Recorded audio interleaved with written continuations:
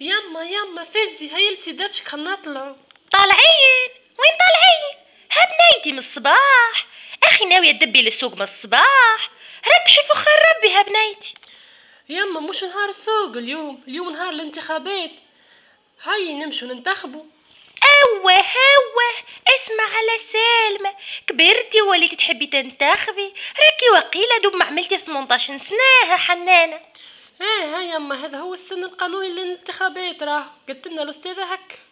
اذهبي ركبي برد الطاي على القانون، قال له انتخابات، باباك الله يرحمه 45 سنة هو اللي ينتخب في بلاصتي، وتو تحبيني نقوم نفز ننتخب؟ اخي ضبعتي ما قريتيشي ما تفهميشي، باباك يقبل هو يحط الورقة في الماص وفي عوضي ليا وليه، من اللي مات هو حلفت لا نطبها. اخي زعما نحن ننتخبوه؟ تي بالله يفك علي، تي عام من اول ولا 4 ولا 5 سنين التالي بعد ما مات باباكي.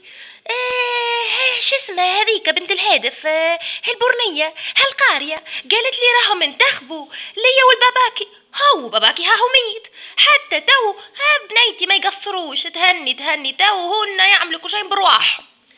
ها يما الاستاذة قلت لنا برو انتخبوا برواحكم، تمشوا للمكتب وما تخلوا حد ياثركم على صوتكم، وما تخلوا حد ينتخب في بلاصتكم، خاطر البلاد امانه بين يدينا راهي.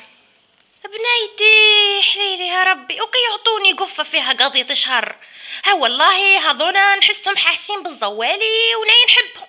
لا ها يما هكا يقولوا راك تبيعي في بلادك، اختاري الناس اللي تمثلك. اسمع يا سيدي هالثورة دنت لي يا بنية فايقة، ما الأستاذة عندك منورة كالنوارة، بنيتي هالأستاذة ما قلت لكم ايش كنت تنتخبوا؟ بيا حنيش نخرف لك من الصباح نقول لك انتخابات حرة ونزيهة، وانت تقولي لا ما قلت لكمش منو تنتخبوا. هيا باهي هيا هاني فازة ننتخب، لم كنت بنيتي الحنانة راني ما فهمتش حويجة، من هي نزيهة اللي تحكي عليها؟